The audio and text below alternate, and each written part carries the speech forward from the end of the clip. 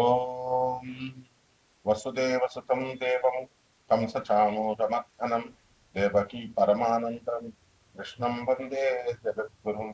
ఓం శ్రీ రాధాకృష్ణాభ్యాం నమ. వందే కృష్ణం వందే జగద్గురుం అర్జునం వందే జగదేవ్.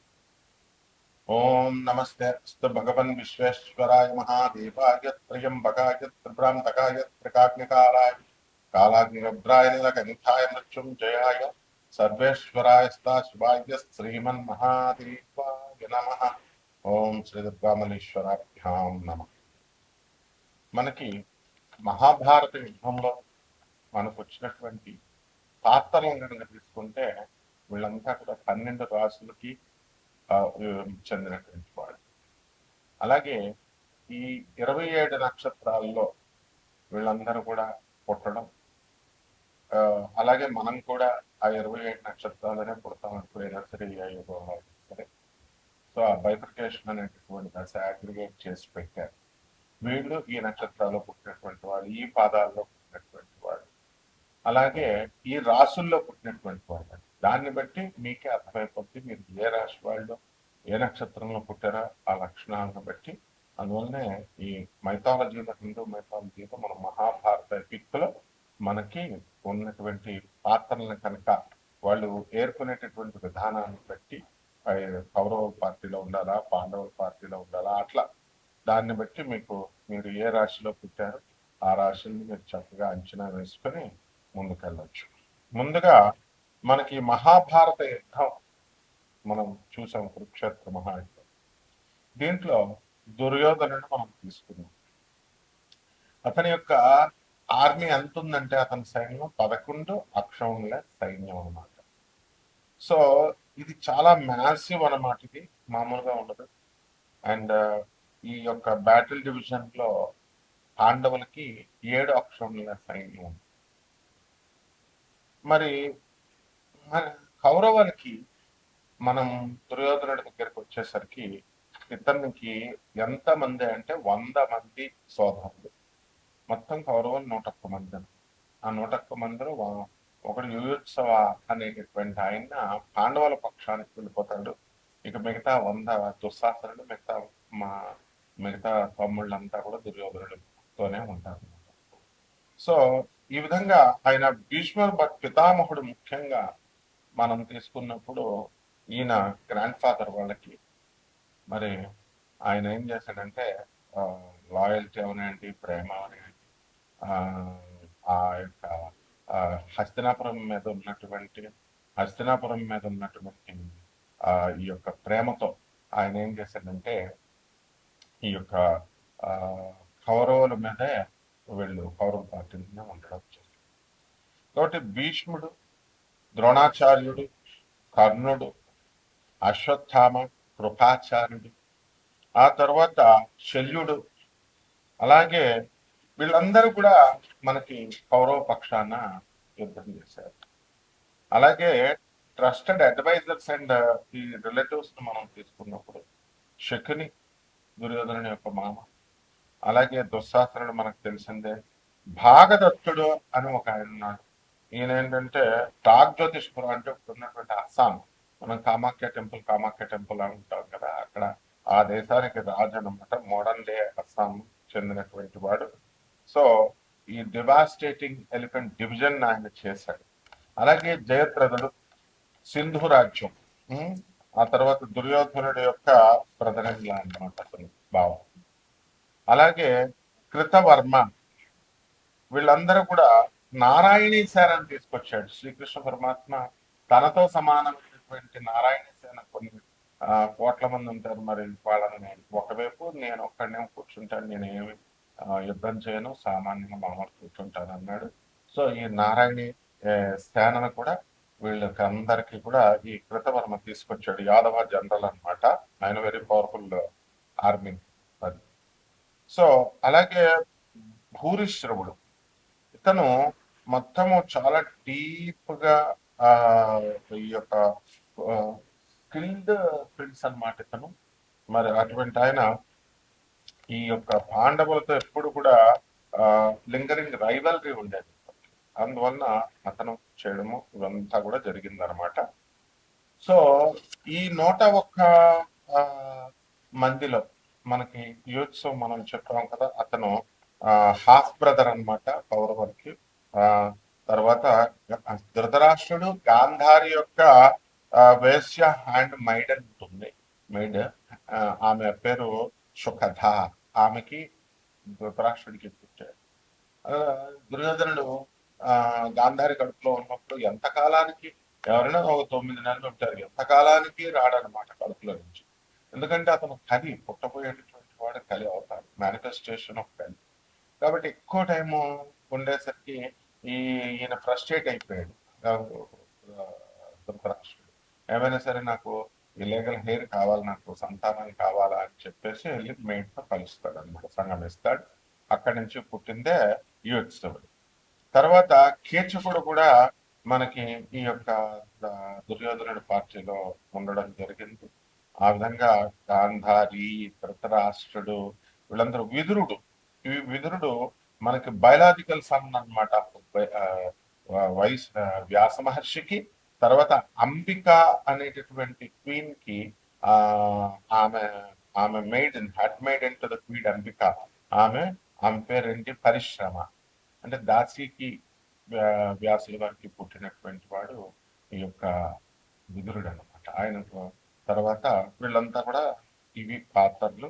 ఇకపోతే మనకి వచ్చేసరికి పాండవుల్లో మనకు తెలుసు అభిమన్యుడు. కాబట్టి ఉప పాండవులు ఉన్నారు మనకి, ద్రౌపదికి పుట్టినటువంటి వాళ్ళు. అండ్ ఈ అత్యంత దురదృష్టవంతురాలైనటువంటి గాంధారి ఏంటంటే, కెటాస్ట్రోఫిక్ లాస్ జరిగింది ఆమెకి. 100 మంది కుమారులు మరణించడం అన్నమాట. అలాగే అర్జునుడు, అభిమన్యుడు, పాండవులు, యుధిష్ఠరుడు, తర్వాత ధర్మరాజు మనకు తెలిసిందే, యుధిష్ఠరుడు అంటాం ఆయన్ని, భీముడు, నకులుడు, తర్వాత సహదేవుడు, అర్జునుడు, వీళ్ళంతా కూడా పాండవులు. మరి వీళ్ళకి సహాయం చేస్తూ మనకి చాలా మంది, మరి ఈ యొక్క దుష్టధ్యుమ్నుడు, ద్రుపద మహారాజు యొక్క కుమారుడు దుష్టధ్యుమ్నుడు, కమాండర్ ఇన్ చీఫ్ ఆఫ్ అన్నమాట ఆయన మొత్తం పాండవ ఆర్మీ కూడా. అలాగే భీముల కుమారుడైనటువంటి ఘటోత్కచుడు, సాత్యకి, ద్రుపద మహారాజు, విరాట్ మహారాజు, యుయుత్సుడు, వీళ్ళంతా కూడా పాండవుల వైపు పోరాడారు అనమాట. సో ఈ యొక్క పోరాటంలో ధర్మము అనేటటువంటిది గెలవాలి. ఇది శ్రీకృష్ణ పరమాత్మ యొక్క నిశ్చయం. అంటే అసలు దుర్యోధనుడి యొక్క జననం ఎందుకు జరిగిందండి అంటే, దుర్యోధనుడు సెంట్రల్ యాంటాగనిస్ట్ అనమాట ఆయన. అలాగే ఆ ఫేస్ ఆఫ్ అధర్మాకి, అన్రైటియస్నెస్ కి అతను మారుతుంది. ఈయన దగ్గర ఉన్నటువంటి లక్షణం ఏంటంటే జలస్నెస్ బాగా ఎక్కువ, ఫ్యూయల్డ్ బై అన్చెక్డ్ జలస్నెస్. అంటే చాలా జలస్నెస్, గ్రీడ్, దురాశ అనమాట. అండ్ ఈగో ఎక్కువ. అండ్ కాన్స్టెంట్ గా ఈ యొక్క పాండవుల్ని చంపాలి అనేటటువంటి అసాసినేషన్ అటెంప్ట్స్ చేస్తూనే ఉన్నాడు కంటిన్యూస్ గా. సో అలాగే ఈ యొక్క కాంప్రమైజ్ అవరని ఆయన సంధి అని అంటే, ఈ రిఫ్యూజ్ టు కాంప్రమైజ్ అనమాట అతను. ఆ విధంగా అల్టిమేట్ గా ఏమైంది, డివాస్టింగ్ కురుక్షేత్ర వారిని తీసుకురావడము ఇతని యొక్క ఉద్దేశం అల్టిమేట్ గా. సో ఇతను ఎందువలన అలా చేస్తాడు అని అంటే, ఈ యొక్క శ్రీకృష్ణ పరమాత్మ మరి ఈ యొక్క ఆయన మీదకి జరాసంధుడు, మరి కంసుడిని చంపాడు కదా, కంసుడు ఆయన అల్లుడు అనమాట, జరాసంధుడి అల్లుడు.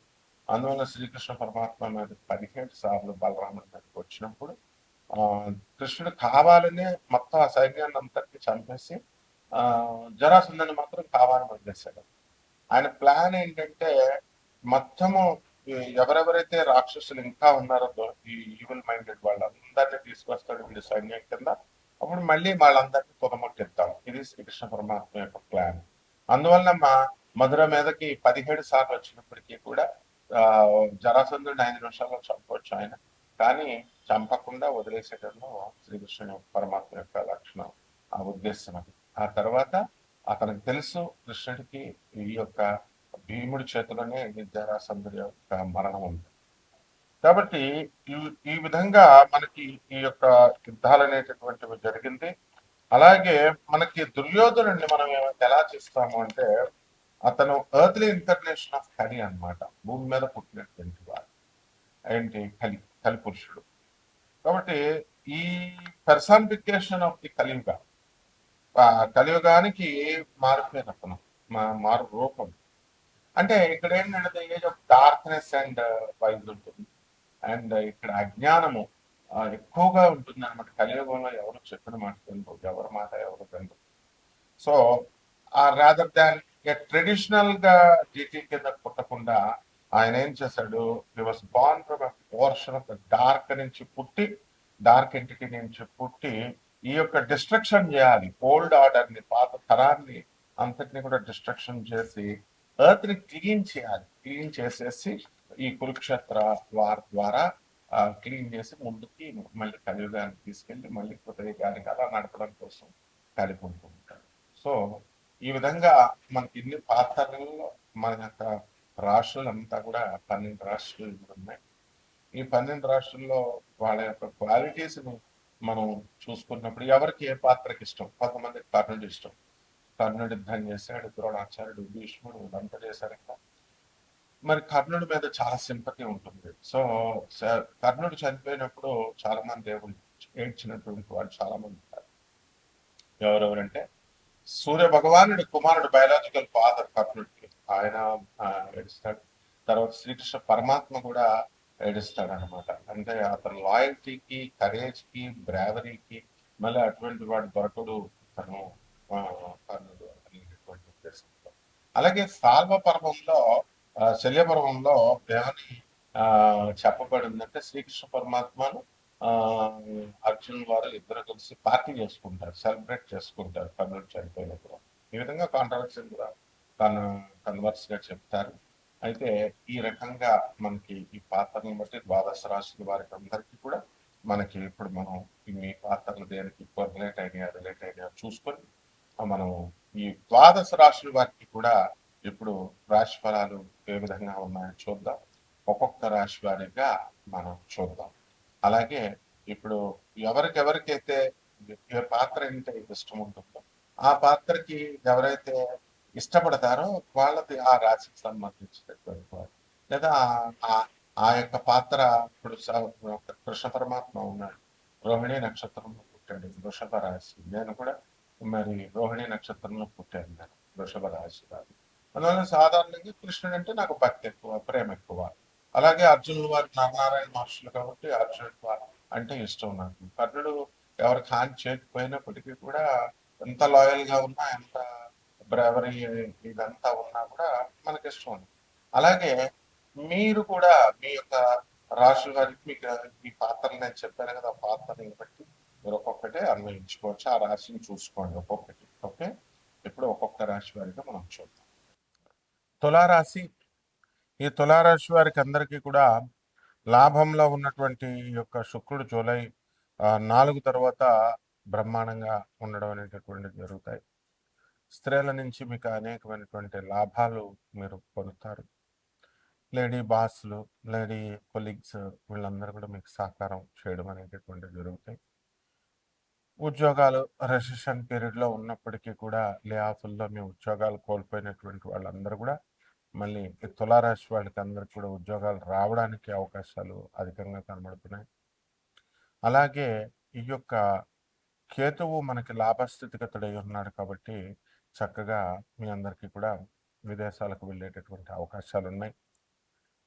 కేవలం విద్యార్థులే కాకుండా మామూలుగా చదువుకునేటటువంటి వాళ్ళందరూ కూడా కొంచెం ఉద్యోగాలు చేస్తున్నటువంటి వాళ్ళు కూడా ప్రైవేట్ ఉద్యోగస్తులు కొంతమందికి ఫారెన్ వెళ్ళాలనేటటువంటి ఆలోచన ఉంటుంది, ఆడికెళ్ళి ఉద్యోగాలు చేయాలని.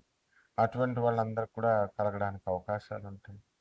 ఆదాయాలు కూడా గత కంటే కూడా ఇప్పుడు ఈ యొక్క బ్రహ్మాండంగా ఉండడం అనేటటువంటివి జరుగుతాయి.